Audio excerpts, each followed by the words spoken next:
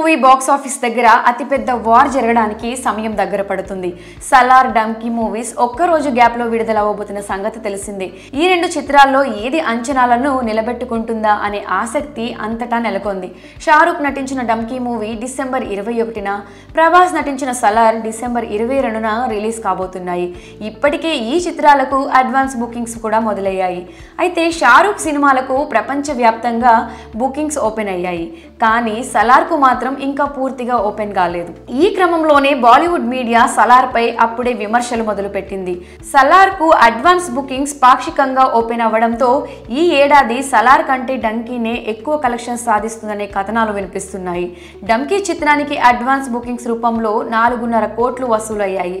సలార్ కు మాత్రం కేవలం 3.5 కోట్ల రూపాయలు మాత్రమే వచ్చాయంటూ ప్రచారం చేస్తుంది. అలాగే ఇప్పటి వరకు డంకీ చిత్రానికి ఫస్ట్ డే 59,000 టికెట్లు అమ్ముడుపోగా సలార్ కు 15,000 టికెట్లు మాత్రమే అమ్ముడుపోయాయి. ఈ క్రమంలో బాలీవుడ్ మీడియా కాస్త తొందరపడి సలార్ చిత్రం కంటే డంకీ చిత్రానికి ఎక్కువ క్రేజ్ ఉంది అంటూ పోల్చడం మొదలుపెట్టింది.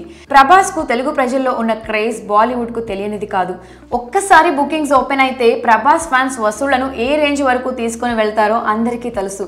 చూస్తుంటే పూర్తిగా ఇంకా బుకింగ్స్ ఓపెన్ కాకముందే బాలీవుడ్ మీడియా సలార్ పై విషం కక్కుతున్నట్లు ఉంది.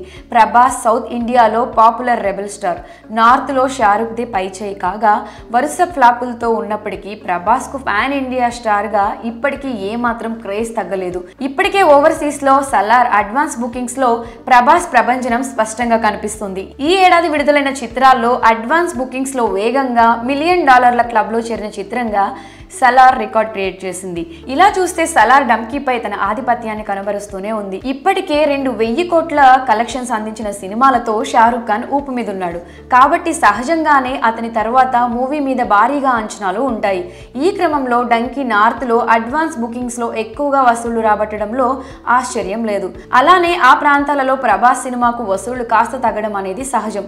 కేవలం కొన్ని కారణాల వల్ల అడ్వాన్స్ బుకింగ్స్ లో ఆధిక్యత కనబరిచినంత మాత్రాన బాలీవుడ్ మీడియా సలార్ ను విమర్శించడం అనేది కరెక్ట్ కాదు. ఒకవేళ పూర్తి స్థాయిలో సలార్ బుకింగ్స్ ఓపెన్ అయిన తరువాత ఇటువంటి పోలిక కనబరిస్తే అభిమానులు సైతం సరైన పద్ధతిలో స్పందించేందుకు వీలుగా ఉండేదేమో.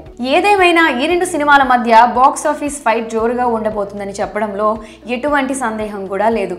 మరి ఈ సినిమాలు ఇంకా విడుదల కాకముందే బాలీవుడ్ మీడియా సలార్ పై విషం కక్కుతూ ఉండడంపై మీ అభిప్రాయాన్ని కామెంట్స్ రూపంలో తెలియజేయండి.